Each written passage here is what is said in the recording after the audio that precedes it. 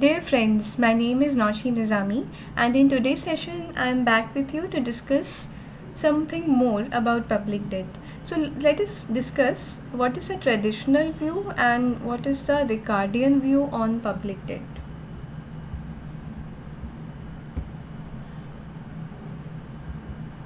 The traditional view of public debt can be traced back to the roots of Keynesian economics, and using it, we can analyze that what would be the impact of some general policy decisions on the consumers. So, supposingly there is a tax cut induced by the government. Keynesian model shows that a tax cut stimulates consumer spending and reduces national saving. So obviously, if the rate of tax, the tax rates are declining in a country, it would increase the disposable income available with the general public, and people may have a choice to spend this extra income on their consumption of goods and services. If they choose to do so, this will reduce the national saving. Now, if there is a reduction in saving, obviously it will raise the interest rate, and this will crowd out investment. So, what this basically implies is that if the overall savings in a country decline because of a tax cut, it implies that less money would now be deposited as savings with the banks. So banks will have less money available for lending it, and if the demand for loans remains the same, the supply of loan having declined, there is a huge probability that interest rate will increase, because whenever in any market situation the demand is greater than supply, the price increases, and the price of loans is interest rate. So if the demand for loans is greater than the supply of loans, you can see that interest rate will rise, and this increase in interest rate will crowd out investment. Crowd out investment means that it will reduce investment. For the borrowers, it will become expensive to take loans and to repay loans, so they may postpone their decision for investment. So this will have a crippling impact on the investment and business community. Now, if lower investment occurs, it would eventually lead to a lower steady state capital stock. So basically, it would reduce the available capital stock in a country, and it will lead to a lower level of output as the economy starts with less capital than what was there in the golden rule steady state. So the reduction in steady state capital implies lower consumption and reduced economic well-being, and this analysis is of the solo growth model. So as per the solo growth model also, which is showing the traditional view of public debt,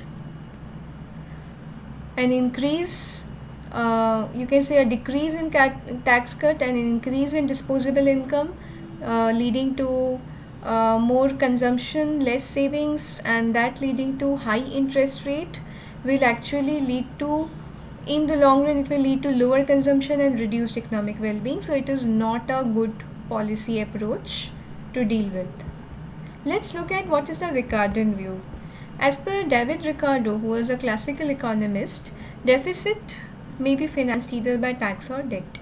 So here we are talking about the government deficit, the government budget deficit, which implies the excess of expenditure over revenues.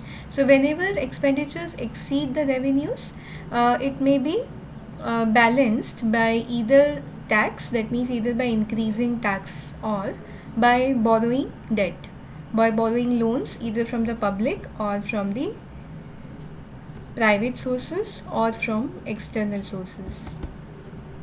Now, supposingly during this situation, let us take an example that some new government has come, has got elected, and they announce a tax cut. Now, how should one take the announcement of tax cut? We should actually try to see not only the immediate impact of tax cut, but also the impact on future generations. So, if there is a tax cut today, does it imply that it will increase our permanent income? This is a very interesting question. So, if today the tax rates are declining for most of the tax slabs, it implies that our disposable income is increasing and we have a choice whether we want to spend on consumption more or we want to save. But does it imply that eventually our permanent income is also rising? The case may not be so. Actually, there's a possibility that only our transitory income may be rising. So, only temporarily there may be an increase in income, not a permanent increase. Why? Because tax cuts may also be debt financed. So, one needs to look that if the government has chosen to reduce the tax rates in an economy, then what is the basis of this policy decision and on which resources is the government banking upon to reduce its budget deficit if it's choosing to reduce the tax revenues. And if the tax cuts are debt financed, that means on one hand the government is reducing tax rates, either the direct tax rates or the indirect tax rates, but on the other hand it is raising public debt, then public debt, or what you know as government debt, will translate into future taxes.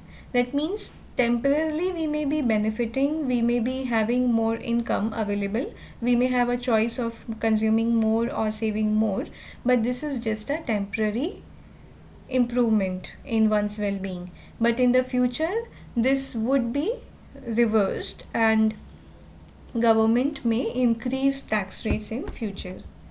So financing the government by debt is equivalent to financing it by taxes. So basically the Ricardian view looks at also the root cause of policy announcements and also the impact of the policy announcement not just on the current generation but also on the future generations. So if the government is financing by debt, it implies it is equivalent to financing it by taxes, because if government is taking debt, it implies that it would also pass on some of the burden to the future generations by taxes. This view is known as Ricardian equivalence and it is named after the famous economist David Ricardo. So these were the two views of economists of the classical and modern school of thoughts on what is public debt and how the burden of public debt gets passed on to the future generations. So friends, we come towards the end of this session. I hope you could understand some of the economic views on public debt. Thank you for your patient listening. All of you take care of your health and let's meet again soon. Thanks and have a great day ahead.